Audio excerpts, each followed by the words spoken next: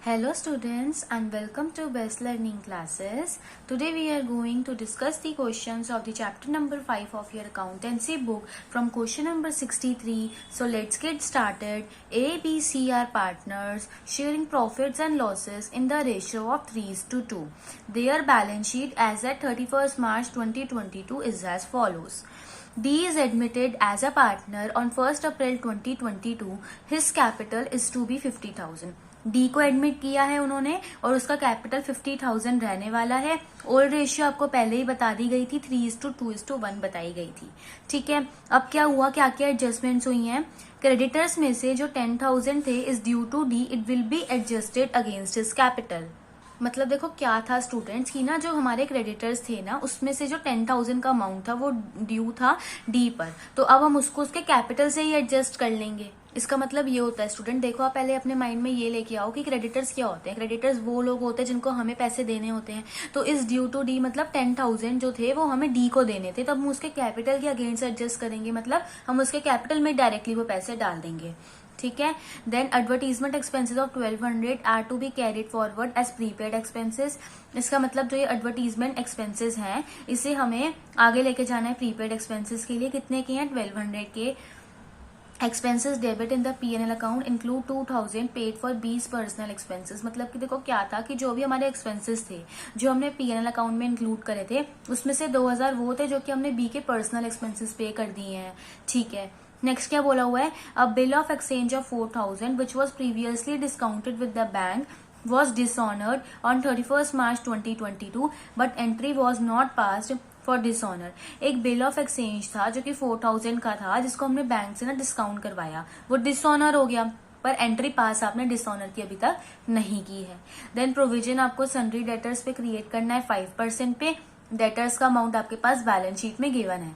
Then expenses हुए हैं revaluation पे 2,100 के और वो ए ने पे किए हैं, तो आपको लेजर अकाउंट जो नेसेसरी लगते हैं वो भी बनाने हैं, बैलेंस शीट भी बनानी है। अब देखो ऐसा तो है नहीं कि एक ही बार क्वेश्चन रीड करके सारे पॉइंट समझ आ गए, नहीं, तो एक एक करके सारे पॉइंट समझेंगे एंड देन इसे करेंगे। रिवैल्यूएशन के डेबिट साइड पे एसेट कम, लाइबिलिटी बढ़ती हुई, और क्रेडिट साइड पे एसेट बढ़ते हुए और लाइबिलिटी कम होती हुई आती है। राइट, तो अब हम उस हिसाब सब कुछ पुट करेंगे। तो अब बात आती है सबसे पहले एडवर्टीजमेंट एक्सपेंसेस की। एडवर्टीजमेंट एक्सपेंसेस आपको प्रीपेड एक्सपेंसेस दिखाने हैं। देखो प्रीपेड एक्सपेंसेस वो वाले एक्सपेंसेस होते हैं स्टूडेंट जो कि हम पहले ही पे कर चुके हैं, अभी वो डेट ड्यू नहीं हुई थी बट हमने उसके पहले ही वो पे कर दिए, तो वो एसेट की तरह वर्क करते हैं, तो प्रीपेड एक्सपेंसेस हैं। तो अब उसने आपको बोला है कि आप उसको प्रीपेड एक्सपेंसेस मानो, इट मीन्स अब आपका एसेट बढ़ गया है, तो आप यहाँ पे क्या मेंशन करोगे, प्रीपेड एक्सपेंसेस, और अमाउंट कितना आएगा 1,200 का। हो गया इतना, ठीक है। बेसिकली ये थे वो एडवर्टीजमेंट वाले ही, ठीक है, तो ध्यान रहेगा ऐसे आपको। इसके बाद क्या है कि हमें दिख रहा है उन्होंने हमें ये बोला था कि ना बिल ऑफ एक्सचेंज जो कि 4,000 का था जिसको हमने बैंक से डिस्काउंट कराया था वो डिसऑनर हो गया, पर आपने कोई भी एंट्री डिसऑनर के लिए पास नहीं की।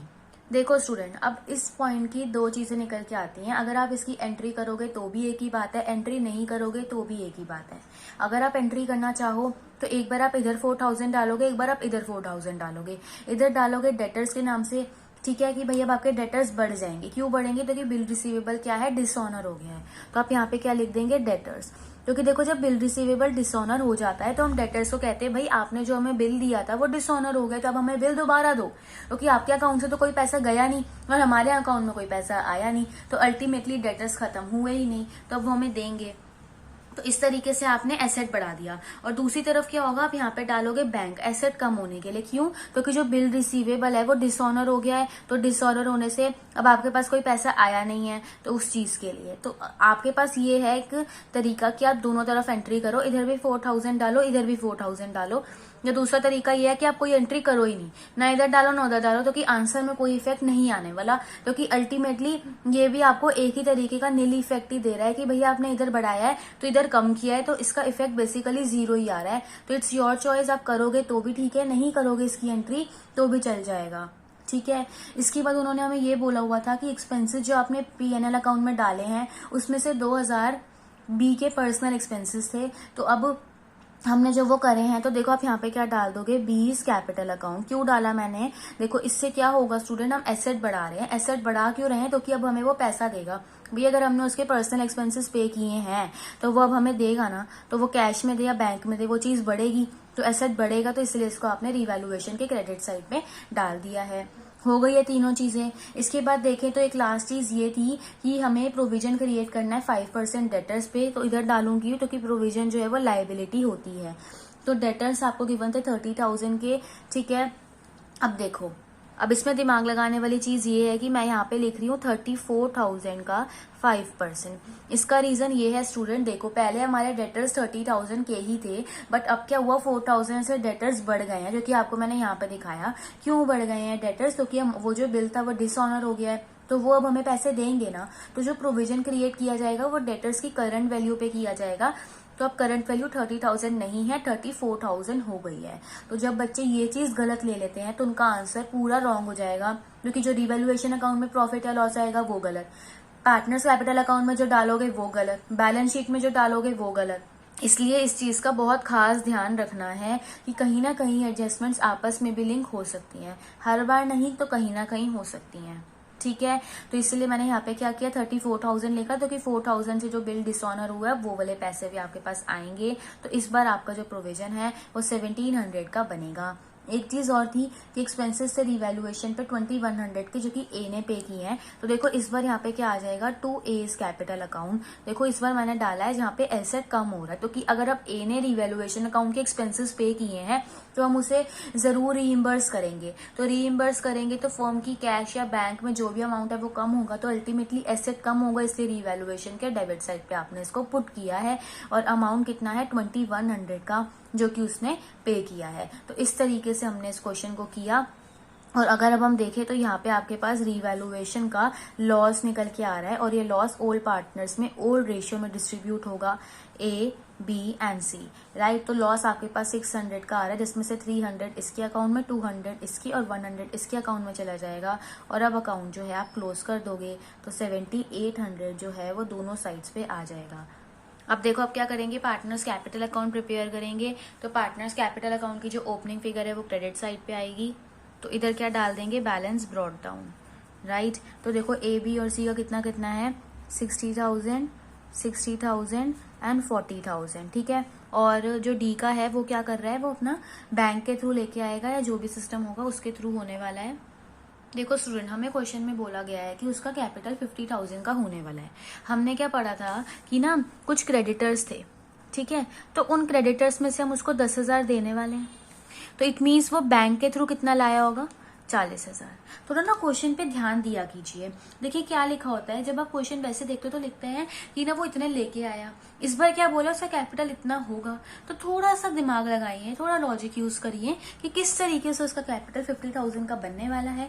10,000 वो जो हमने दिया और बाकी वो खुद कितना ले आया, 40,000, तो टोटल मिला के उसका जो कैपिटल है वो 50,000 का ही रहा। हो गया इतना, ठीक है। अब क्या करेंगे, और वो सारी चीजें, अब देखिए कि आपने पार्टनर का कैपिटल अकाउंट का जो नेम है वो कहीं और अकाउंट में यूज किया है, रिवैल्यूएशन अकाउंट में चेक कीजिए। तो रिवैल्यूएशन अकाउंट के डेबिट साइड पे आपने ए का कैपिटल अकाउंट यूज किया है, तो अगर आपने रिवैल्यूएशन को डेबिट किया है तो ए का कैपिटल अकाउंट क्रेडिट होगा। और वो चीज हमें ऑलरेडी पता थी, तो कि हमें ए का कैपिटल अकाउंट बढ़ाना था, तो कि उसने एक्सपेंसेस पे किए थे, तो अब हम उसे रीइम्बर्स करने वाले हैं, तो ए का कैपिटल अकाउंट बढ़ाने के लिए उसे क्रेडिट किया जाएगा। दूसरी तरफ बात करें रिवैल्यूएशन अकाउंट की क्रेडिट साइड की, तो वहां पे बी का कैपिटल अकाउंट यूज हो रहा है, इट मीन्स यहाँ पे रिवैल्यूएशन आ जाएगा। ये क्या है, personal expenses that is drawings, है ना। और अमाउंट क्या था इसका, 2,000 का था। देखो हमने डेबिट किया, तो कि उसके पर्सनल एक्सपेंसेस है वो खुद ही देखेगा, तो उसका कैपिटल अकाउंट कम करके हम उसके कैपिटल अकाउंट में से ले लेंगे, ठीक है। हो गया इतना, ठीक है। इसके बाद एक और चीज ये थी कि रिवैल्यूएशन में लॉस हुआ था, 300 इसके अकाउंट में, 200 इसके अकाउंट में और 100 इसके अकाउंट में चले गए थे, राइट। इसके अलावा और कुछ नहीं है, तो सिंपली आपके पास बैलेंस कैरेट डाउन निकल के आ जाएगा, 61,800, 57,800, 39,900 एंड 50,000 ऑन दिस साइड। अब आप दोनों साइड क्लोज कर देंगे तो 62,100, 62,100, 60,000, 60,000, 40,000, 40,000, 50,000 एंड 50,000। नेक्स्ट क्या है, बैलेंस शीट। देखो बैलेंस शीट को करने का सबसे इजी वे ये होता है कि आपके पास जो क्वेश्चन में ओपनिंग बैलेंस शीट है ना, आप उसको ओपन कर लो और उसमें से देखते जाओ कि वो सब चीजें ही हमें पुट करनी है। तो सबसे पहले लाइबिलिटी साइड पे कैपिटल अकाउंट्स गिवन है, इस बार चेंज हो गए हैं। देखो 4 पार्टनर हो गया और अमाउंट भी बदला है।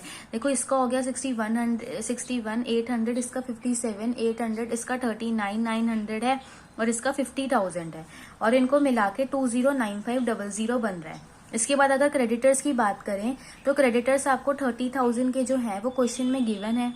तो क्या क्रेडिटर्स में कुछ चेंज हुआ है? हाँ बिल्कुल हुआ है। देखो 30,000 में से 10,000 कम हो जाएंगे। रीजन ये है स्टूडेंट कि अभी हमने देखा था कि 10,000 के जो डेटर्स थे और सॉरी क्रेडिटर्स थे वो डी के अगेंस्ट है, तो हमने डी को पे कर दिया है ना, हमने उसका कैपिटल अकाउंट बढ़ा दिया है। तो 10,000 से आप क्रेडिटर्स को कम करना नहीं भूलेंगे। इसके बाद अगर बिल्स पेबल की बात करें तो बिल पेबल जितने के थे वो उतने के ही रहे हैं, 10,000 के थे और अभी भी 10,000 के ही रहे हैं। ठीक है, इसके बाद बात आती है एसेट साइड की। सबसे पहले है land and building. Land and building जितने के थे उतने के रहे, 50,000 के। नेक्स्ट बात आती है प्लांट एंड मशीनरी की। तो प्लांट एंड मशीनरी भी जितने की थी उतने की रही, 40,000 की थी, 40,000 की ही रही। फर्नीचर की बात करें तो फर्नीचर भी 30,000 का था और 30,000 का ही रहा, कुछ भी चेंज नहीं हुआ। स्टॉक की बात करें 20,000 का 20,000। डेटर्स की अगर हम बात करें स्टूडेंट तो डेटर्स में सिर्फ ये डिफरेंस आया कि 30,000 के डेटर्स थे 4,000 से बढ़ गए। ऐसे बढ़े, वही जो हम लोगों का बिल रिसीवेबल डिस्काउंट करा था पहले, फिर डिसऑनर हो गया तो अल्टीमेटली कम ही हुए हैं, तो अब हम उससे दोबारा से पैसे लेंगे। पूरा रीजन मैंने आपको एक्सप्लेन कर दिया। 34,000 के हो गए थे, इस पे आपने प्रोविजन बनाया 5% के हिसाब से 1,700 का, तो अब ये बचा 32,300 का। तो इस चीज का बहुत ध्यान रखना है, वरना आपकी balance sheet, partners capital account, revaluation, तीनों का आंसर रॉन्ग हो जाएगा अगर एक भी चीज गलत हो गई तो। ठीक है, इसके बाद बात करेंगे बिल रिसीवेबल की। तो बिल रिसीवेबल जितने के थे दैट इज 20,000 के थे वो उतने के ही रहे। और फिर अगर हम बात कर ले बैंक की तो बैंक 10,000 का था, इसमें आपने 40,000 जो है आप ओ लेके आए हो। ये 40,000 कौन से हैं? जो डी का कैपिटल है। और इसमें से स्टूडेंट मैं 4,000 लेस कर रही हूँ। क्यों लेस कर रही हूँ? क्योंकि जो ये 4,000 है ये वो वाला बिल है जो डिसऑनर हो गया। तो मैंने क्या बताया कि जब ये बिल डिसऑनर हुआ है, एक आपके डेटर्स बढ़ेंगे, दूसरा आपका बैंक का या कैश का जो अकाउंट है वो कम होगा। तो ये अल्टीमेटली यहाँ पे कम हुआ। तो अभी आपके पास 46,000 का बच गया। सब कुछ आपने पुट कर दिया। अब आप बैलेंस शीट को क्लोज कर लोगे तो आपके पास ये अमाउंट निकल के आ जाएगा। राइट? नहीं समझ आया एक आध पॉइंट भी तो वीडियो को पीछे करके देखिए, अच्छे से समझ आ जाएगा। Question number 64, on 31 March 2017 balance sheet of Abhir and Divya who were sharing profits in the ratio of 3:1 was as follows। आपको बैलेंस शीट गिवन है। बैलेंस शीट में क्या क्या गिवन है? क्रेडिटर्स गिवन है, एम्प्लॉय प्रोविडेंट फंड गिवन है, investment fluctuation fund given है। तो ध्यान रखना है कि जो चीजें हिडन एडजस्टमेंट्स है जिन्हें सॉल्व करना जरूरी है तो उन्हें सॉल्व जरूर करेंगे। ठीक है, अब आगे एडजस्टमेंट्स में क्या गिवन है कि आपने विभोर को एडमिट किया है 1/5 शेयर के लिए। Vibhor 80,000 as a share of goodwill premium लाने वाला है। तो ध्यान रखना, हमें ये नहीं बताया गया कि वो कैपिटल कितना ला रहा है, सिर्फ इतना बोला गया है कि वो 80,000 प्रीमियम ऑफ गुडविल लेके आ रहा है। इट मीन्स वो कितना कैपिटल लेके आ रहा है ये हमें खुद कैलकुलेट करना है। उसके बाद स्टॉक को ओवर वैल्यू किया गया, आपने ज्यादा दिखा दिया है, कम करके दिखाना पड़ेगा। एक डेटर था जिसके 5,000 के ड्यूज थे, जिसको हमने बैड डेब्ट्स जो है बोल दिया था, पर अब उससे हमें 4,000 रुपए आ गए हैं, वो भी फुल सेटलमेंट में, मतलब हमने उसका पूरा अकाउंट क्लोज कर दिया। भाई पहले कुछ भी नहीं आ रहा था, जितना भी आया हमने उसमें उसका अकाउंट क्लोज कर दिया। ठीक है, 2 मंथ्स की जो सैलरी है जो कि 6,000 पर मंथ थी, देखो 2 मंथ्स की है, मतलब आपको पहले से 2 से मल्टीप्लाई करके इसको 2 मंथ्स का बनाना पड़ेगा। वो आउटस्टैंडिंग है, मतलब आपकी लायबिलिटी बढ़ गई है। तो हर एक चीज का 2 जगह इफेक्ट पड़ता है, तो इसका कहाँ का इफेक्ट पड़ेगा? एक तो रिवैल्यूएशन अकाउंट और दूसरा बैलेंस शीट के लायबिलिटी साइड पे। देखो फिर क्या लिखा हुआ है कि जो विभोर है ना वो कैपिटल जो लेके आएगा वो 1/5 of total capital of new form लेके आएगा। तो ये मैं आपको निकाल के दिखाऊंगी। चलो स्टूडेंट समझते हैं क्वेश्चन को। देखो सबसे पहले अगर हम एडजस्टमेंट की बात करें तो हमें स्टॉक के बारे में बताया गया कि स्टॉक को ओवर वैल्यू किया है तो हमें उसे अब कम करना पड़ेगा। तो आप रिवैल्यूएशन अकाउंट के डेबिट साइड पर डालोगे, अमाउंट है 20,000 का। उसके बाद एक डेटा है जिसके 5,000 अमाउंट के थे, वो हमने बैड डेब्ट्स बता दिए थे, बट उन्होंने अब हमें 4,000 फुल सेटलमेंट में दे दिए हैं। तो इट मीन्स इससे हमारा बैंक बढ़ेगा, बैंक में ही पैसा आया होगा। राइट? तो ये क्या हो गया, यहाँ पे 4,000 आपने बैंक में डाल दिया। तो एसेट बढ़ रहा है तो रिवैल्यूएशन के क्रेडिट साइड पे आ गया। इसके बाद क्या था कि 2 मंथ्स की सैलरी आउटस्टैंडिंग है। मैंने क्या बताया, आउटस्टैंडिंग सैलरी का 2 जगह इफेक्ट पड़ेगा, क्योंकि लाइबिलिटी बढ़ रही है तो रिवैल्यूएशन के डेबिट पे डाल दो। 6,000 एक महीने की थी तो 2 महीने की निकालने के लिए 2 से मल्टीप्लाई कर दो तो 12,000 बन जाएगी। इसके बाद और कुछ है जो यहाँ जाएगा, नहीं है, तो सिंपली यहाँ पे क्या हुआ, रिवैल्यूएशन का लॉस जो है वो निकल के आ गया, जो कि ओल्ड पार्टनर्स में अभीर और दिव्या में बट जाएगा। लॉस हो रहा है 28,000 का, और अगर हम उनकी ओल्ड रेशियो की बात करें तो वो 3:1 थी, तो 21,000 इसके अकाउंट में और 7,000 इसके अकाउंट में चला जाएगा, और हम रिवैल्यूएशन अकाउंट को क्लोज कर देंगे। बहुत ही सिंपल सा था, मुश्किल नहीं था। नेक्स्ट है partners capital account. Opening figure credit side पे आएगी, तो यहाँ आ जाएगा बाय बैलेंस ब्रॉट डाउन। तो अभीर का अमाउंट गिवन है 6 लाख का, दिव्या का गिवन है 4 लाख का। अब हम क्या करते हैं, पहले विभोर का निकाल लेते हैं। देखो उन्होंने हमें क्वेश्चन में बोला कि विभोर का जो कैपिटल होगा ना वो 1/5 टोटल कैपिटल का होगा न्यू फर्म के, राइट, यही बोला गया हमें। थोड़ा सा हटके है, देखो उन्होंने बोला है कि total capital of new firm की बात हो रही है, तो मुश्किल नहीं है, बट थोड़ा सा अलग है, तो ध्यान दीजिएगा, समझ में आ जाएगा, मुश्किल नहीं होगी आपको। देखो अब हम पहले बात कर लेते हैं पार्टनर्स कैपिटल अकाउंट में क्या क्या पुट करना है। लास्ट में हम विभोर का कैपिटल निकाल लेंगे। ऐसा मैंने इसलिए किया क्योंकि उन्होंने बोला है कि न्यू फर्म का, तो न्यू फर्म के लिए मेरे पास पहले इन दोनों पार्टनर्स की बैलेंसिंग फिगर होनी चाहिए। वो निकालने के मुझे सब कुछ यहाँ पे पहले पुट करना पड़ेगा। तो देखो मैंने बोला था हिडन एडजस्टमेंट देख लेना कोई है या नहीं है। तो इन्वेस्टमेंट फ्लक्चुएशन फंड गिवन है। देखो स्टूडेंट, इन्वेस्टमेंट की मार्केट वैल्यू है 4,40,000। देखो मार्केट वैल्यू का मतलब ये होता है कि जो वैल्यू हमें बैलेंस शीट में बताई गई होती है वो होती है बुक वैल्यू, जो हमने अपने हिसाब से मान रखे कि हाँ भाई हमारी इन्वेस्टमेंट की जो वैल्यू है वो 5 लाख है, पर मार्केट में हमारी इन्वेस्टमेंट की वैल्यू 4,40,000 है। इट मीन्स अब हमारी जो इन्वेस्टमेंट है वो 60,000 से कम हो गई है। यही मतलब हुआ ना इसका, कि हम तो ज्यादा मान के चल रहे हैं पर अब उसकी वैल्यू 60,000 से कम हो गई है। तो वहां पे अब आपको क्या करना पड़ेगा, इन्वेस्टमेंट फ्लक्चुएशन फंड का यूज करना पड़ेगा। तो इन्वेस्टमेंट फ्लक्चुएशन फंड का अगर आप यूज भी करते हैं, देखो समझो, देखो बात क्या हुई, वो ये कह रहे हैं हमने मान रखा है हमारी इन्वेस्टमेंट की वैल्यू 5 लाख है, पर अब वो बाहर की मार्केट वैल्यू के हिसाब से अब ना 60,000 से कम हो गई है, ये हो गया है। तो इसके लिए अब आप इन्वेस्टमेंट फ्लक्चुएशन फंड का यूज करोगे। तो स्टूडेंट इन्वेस्टमेंट फ्लक्चुएशन फंड आपको 1 लाख का गिवन है, 1 लाख में से 60,000 यहाँ लग जाएगा, तो बचा ये 40,000। तो ये 40,000 कहाँ जाएगा, पार्टनर्स के कैपिटल अकाउंट में। तो ये करना है हमें। तो देखो 60,000 तो हमने सेट ऑफ कर दिया। अब जो बचा है इन्वेस्टमेंट फ्लक्चुएशन फंड जो कि 40,000 का बचा है, 1 लाख में 60,000 हटा के, तो उसका 30,000 यहाँ आ जाएगा और 10,000 यहाँ आ जाएगा। दैट इज ओल्ड पार्टनर्स में ओल्ड रेशियो में 3:1 में डिस्ट्रीब्यूट हो गया। इसके बाद हमें जनरल रिजर्व गिवन है, as we know general reserve से पार्टनर कैपिटल अकाउंट बढ़ता है, तो बढ़ा दो। 1,20,000 का है तो 90,000 यहाँ आ जाएगा और 30,000 यहाँ आ जाएगा। इसके बाद स्टूडेंट मैं क्या करूंगी, देखो जो विभोर है वो प्रीमियम फॉर गुडविल का शेयर लेके आ रहा है, वो भी पार्टनर्स में डिस्ट्रीब्यूट होगा।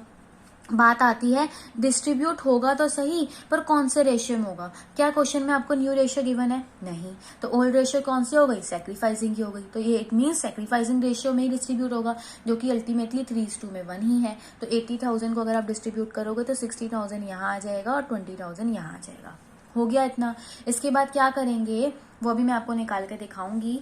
यहाँ पे आ जाएगा रिवैल्यूएशन अकाउंट, ठीक है, 21,000 यहाँ और 7,000 यहाँ, जो रिवैल्यूएशन में लॉस हुआ था, पार्टनर के कैपिटल अकाउंट कम होंगे, कम होने के लिए डेबिट कर दिया, ठीक है। अगर अब हम क्या करें, हम यहाँ पे क्या करते हैं, हम बैलेंसिंग फिगर निकालते हैं। तो अभी सिर्फ इन दो पार्टनर की निकाल लो, इसका भी ट्रीटमेंट करेंगे।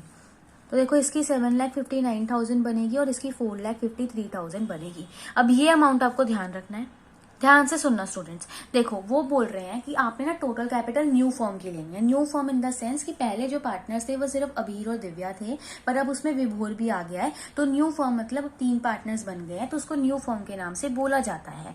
तो अगर मेरे को यहाँ पे टोटल कैपिटल की बात करनी है तो और वो भी न्यू फर्म की बात करनी है, तो अभी आपने क्या क्या निकाला, एक का निकाला 7,59,000 और दूसरा कितना निकाला 4,53,000। तो ये मैंने आपको बताया था कि जब भी हमें टोटल कैपिटल निकालनी होगी तो हम रेसिप्रोकल ऑफ शेयर से मल्टीप्लाई करेंगे।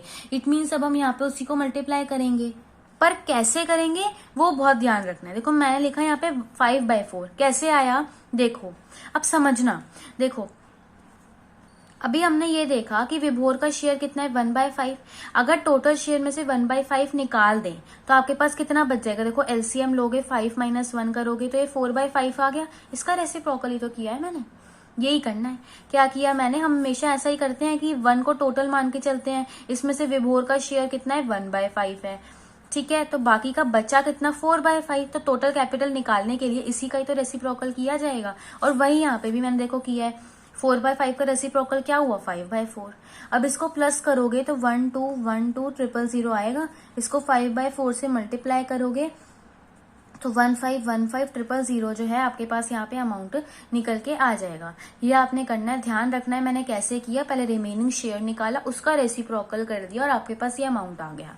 अब वो ये बोल रहा है कि जितना भी टोटल कैपिटल है न्यू फॉर्म का, मैं उसका 1/5 शेयर लेके आने वाला हूं, मतलब वो 3,03,000 लेके आने वाला है।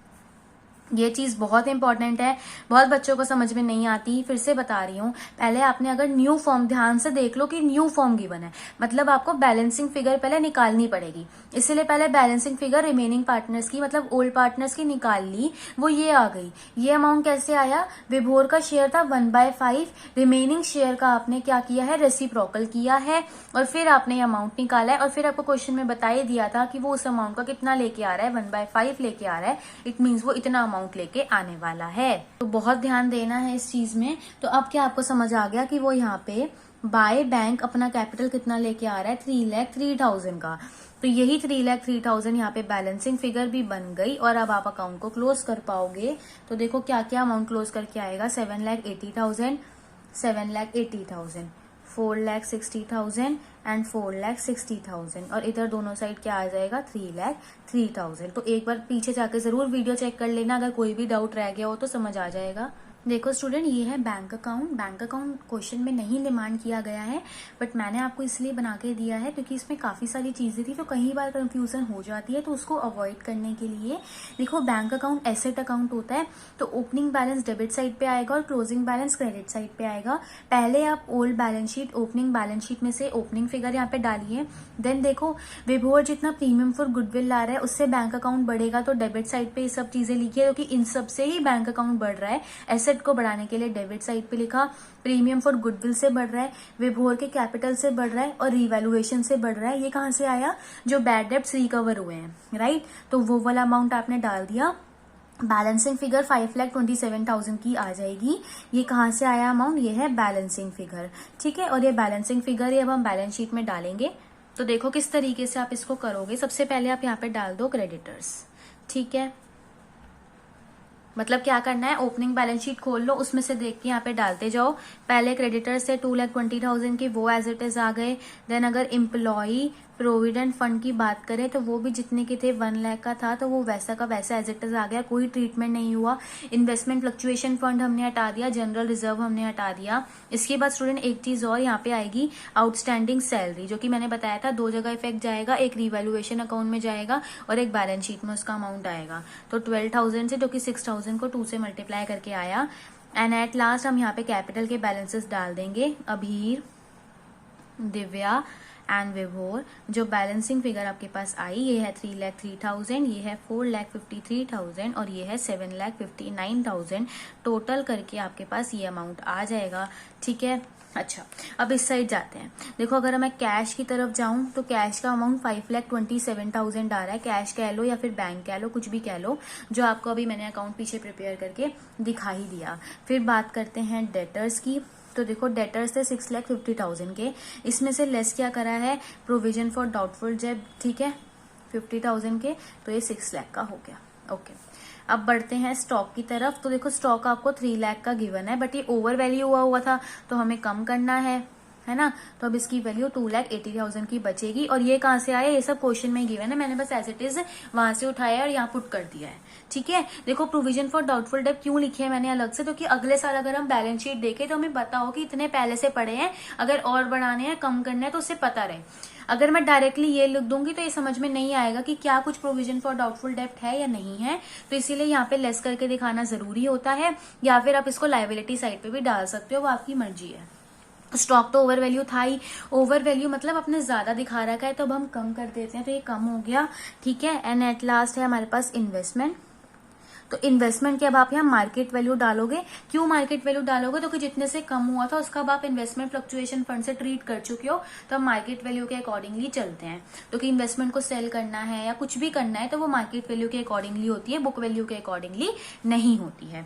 अब आप इसे क्लोज कर देंगे तो 1847,000 जो है आपके पास यहाँ पे टोटल आ जाएगा दोनों side. So that's it for this video. अगर कोई भी डाउट होता है, छोटा सा भी होता है, तो आप मेरे से कमेंट सेक्शन में पूछूं, मैं आपको जरूर बताऊंगी, आपकी जरूर हेल्प करूंगी। And if you find this video useful then please like, share and subscribe my channel.